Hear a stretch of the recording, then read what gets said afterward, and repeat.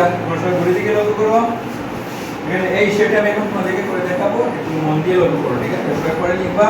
দেখো প্রথমে আমরা কাজ করবো কি, বিষবর্ণাংশগুলো এটা একটা ভেঙে নেবো, ঠিক আছে? তো বাদ বাকি যা আছে তা লিখে নেবো। তাহলে তোমাকে এক যুগ, এবার একটা কাজ করবো। দেখো 9 এর সাথে গুণ করলে কত হবে? 9 একে 9। এবার 2 কি করব? 9 এর সাথে যোগ করব, ঠিক আছে? 9 একে 9 আর 2 কত হবে এবার? 11, ঠিক আছে? তো 11টা কোথায় লিখবো? লবে, ঠিক আছে? তো 11 তার নিচে যাবে কত? হর কত? 9। তাহলে 9 বসিয়ে দিলাম, ঠিক আছে? ক্লিয়ার? তারপরে পরেরটা যা আছে তা লিখে নেব, ঠিক আছে? এভাবে আগে প্রথমে দেখা যাচ্ছে। এবার প্রথমে কি করব? আমরা বিষবর্ণাংশটা ভেঙে নেব, ওকে? ক্লিয়ার? এবার আমরা কি করব? এবার এটা লসাগু নেব। এবার কি নিব? ওকে, লসাগু কত লসাগু নিব? দেখো 3 9 6 লসাগু।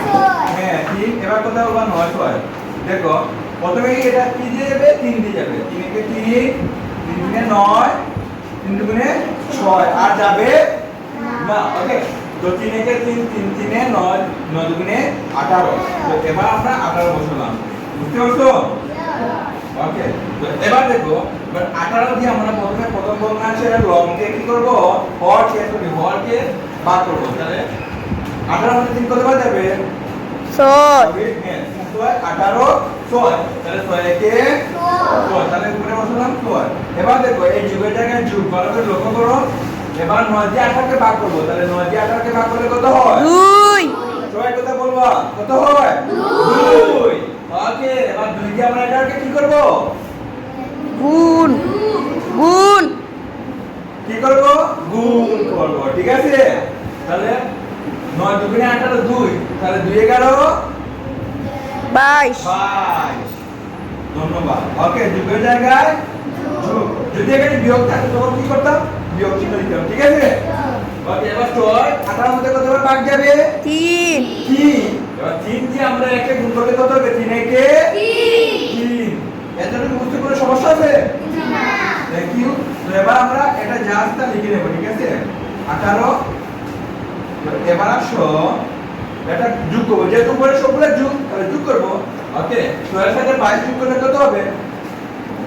28 28। 28 এর সাথে 3 যোগ করলে কত হবে? 31, ঠিক আছে? 3 আর 1 31, ঠিক আছে? এটা প্রকৃত না অপ্রকৃত ভগ্নাংশ? অপ্রকৃত অপ্রকৃত। আর অপ্রকৃত ভগ্নাংশকে আমরা মিশ্র ভগ্নাংশে প্রকাশ করতে পারি, ওকে? তো এবার আমরা লিখব, দেখো 18 তারপরে 31, ঠিক আছে? 31। তো 18 কে 18 2 18 34 বেশি হয়ে যায়, ঠিক আছে? তো একবার যাবে, তাহলে 18 কে 18, তাহলে 1 থেকে 8 বিয়োগ যাবে না। দশকে কত থেকে 10 নিলে কত হবে? 11। 11 থেকে 8 বিয়োগ করলে কত হয়? 3।